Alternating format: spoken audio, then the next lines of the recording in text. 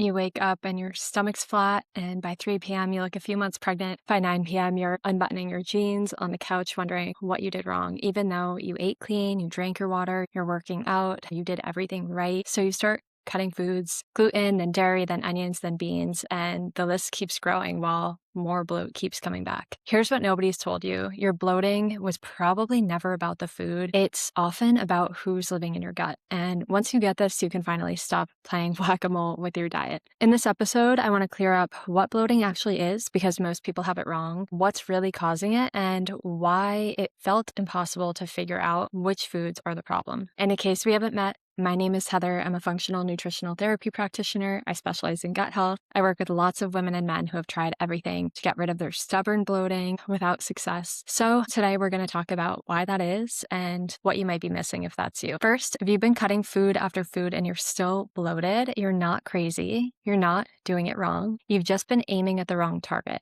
But before we get into why, let's get clear on what bloating even is, because honestly, 4 totally different things get lumped together and only one of them is actually bloating. So this may surprise you, but bloating in your abdomen is actually gas, even if you don't feel like you're passing gas. It can vary hour by hour and get worse after meals. You might even wake up with a flat belly, but you look pregnant by bedtime. That's typical bloating caused by gas. Then there is water retention. So this is fluid and it shifts day to day, usually with your salt intake, hormones, your cycle, even carb intake, because when our body stores carbs, we hold on to extra water with it. And that's more of that full body, like puffiness, your face, your hands, your legs, your belly. So it's more all over your body versus just your belly ballooning after dinner or something like that. Then we have inflammation, which can occur after a hard workout, maybe a long run, an allergy response, something like that. So this can still shine light on gut issues, particularly if leaky gut is present, but inflammation is not the same as bloating. This can come on quickly within minutes or hours, but often has triggers outside of food. And then there's body fat. So fat doesn't show up and disappear within a day.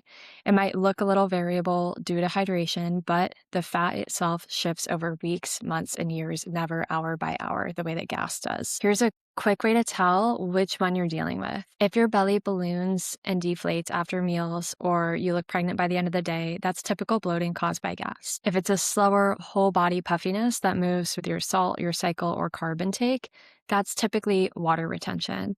And if it comes on fast after a hard workout or allergic reaction, that's inflammation. And if there isn't much change for weeks or months, that's most likely body fat. Today, we're going to talk about gas because that's what bloating really is. And guess what? The gas is a clue because your body doesn't actually make it. Crazy, right? The only gas your body makes on its own is carbon dioxide that we exhale. And so the gas in your gut is either swallowed air or it's made by microbes, typically. The gas that blows you up like a balloon is made by gut microbes, like bacteria. So when they eat food, that process is called fermentation, and gas is one of the byproducts. So think about the process required to make beer. It is feeding sugar to yeast that then ferments it and makes bubbles, which is the gas. But there's an important nuance that is important for you to understand. So not all of your microbes are big gas producers. Some bacteria, when they eat food, produce gas as a result, but many gut bacteria that are beneficial actually don't produce gas at all, and instead they produce acids, specifically short-chain fatty acids like butyrate, which is actually very anti-inflammatory and protective to the gut. And it doesn't blow you up like a balloon, most importantly. So we love that. A healthy gut still makes a little gas, but it's balanced. A lot of it gets used up by other microbes, and you'll generally be producing a lot more of these healthy acids versus the gas. An imbalanced gut has too many of the pathogenic microbes that are gas producing. So you girlies who are listening probably know someone who is never gassy. I know because I talk to a lot of you, and behind every bloated woman is a man who can eat whatever he wants without being gassy or bloated or having stomach issues ever. And that's not because he has no microbes in his gut.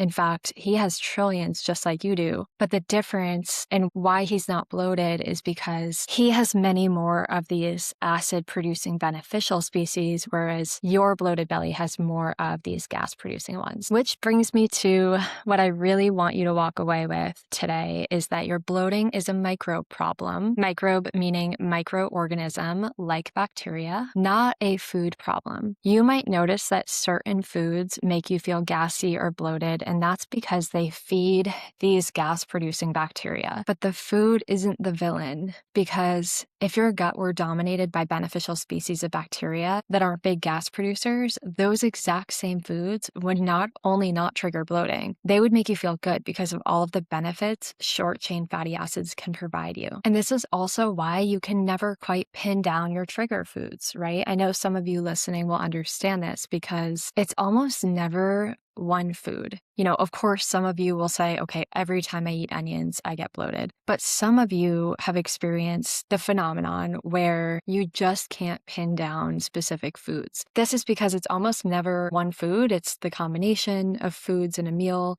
your meal timing, how well you emptied your bowels yesterday, where you're at in your cycle, your stress, your immune state that day, your sleep, alcohol, certain medications. The same bowl of pasta bloats you on Tuesday and not on Saturday, and you think you're losing your mind, but you're not. You've been trying to solve a microbe problem with a food spreadsheet. Quick story, I had a client who was eating a very carb-restricted diet, like down to 10 safe foods type of situation, and still she was bloated and miserable, but we didn't want to add more restrictions. She really wanted to expand her diet. We looked at her gut, found significant imbalances, and started to rebalance them one by one. And we got her expanding her diet within a few months of working with us, and she reported feeling back to her old self with no bloating, even while eating these foods that used to cause her trouble. A couple important caveats. If your bloating comes with red flags like unexplained weight loss, blood in your stool, severe pain, or fever, make sure you get that checked out by a doctor ASAP. True food allergies are also a thing, so again, something to get ruled out if you haven't already. Functional support is helpful once doctors have already cleared you and ruled out